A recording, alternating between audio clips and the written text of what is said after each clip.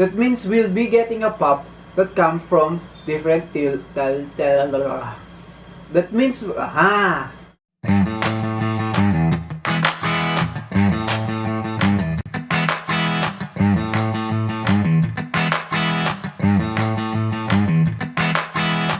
What's up YouTube? Ken here and welcome to my vlog. Today, these show up. Bully Box Minis. You know what to do. Let's go!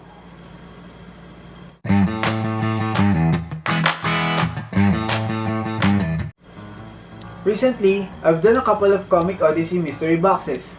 And if you haven't seen it yet, I suggest a card here and the link down in the description box. Bully Boys Collectibles have a mystery box called Bully Box that has a 3 Funko Pop inside. 2 of them are regulars and the other one is a more expensive pop for the price of 2,500. And now they launch Bully Box Minis that they claims each box comes with a random style regular pop and a chance of getting a chased or exclusive pop for only 650 pesos. So I got 4 of them right now, and this will be the first. I hope we'll get a chase or an exclusive pop. By the way, the theme of this box is television. That means we'll be getting a pop that comes from different television shows. Now, let's get started.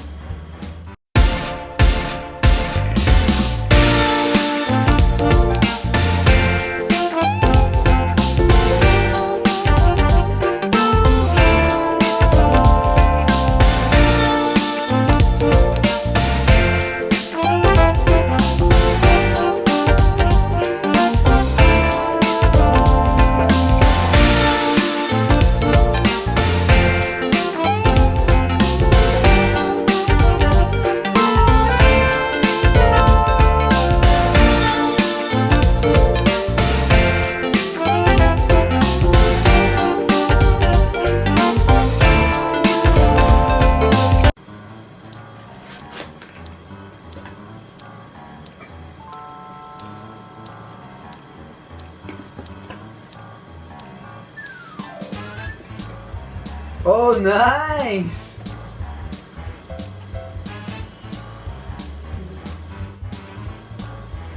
Sticker from Bully Boys Collectibles.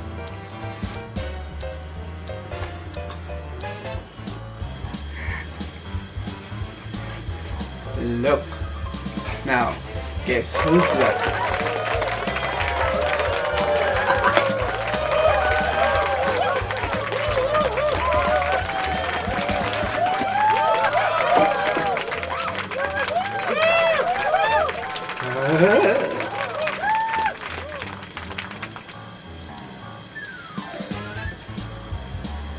It's Ashley 2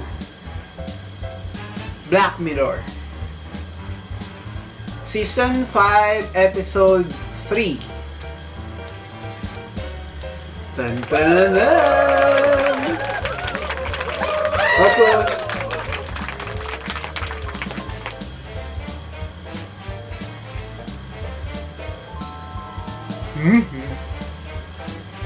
One down.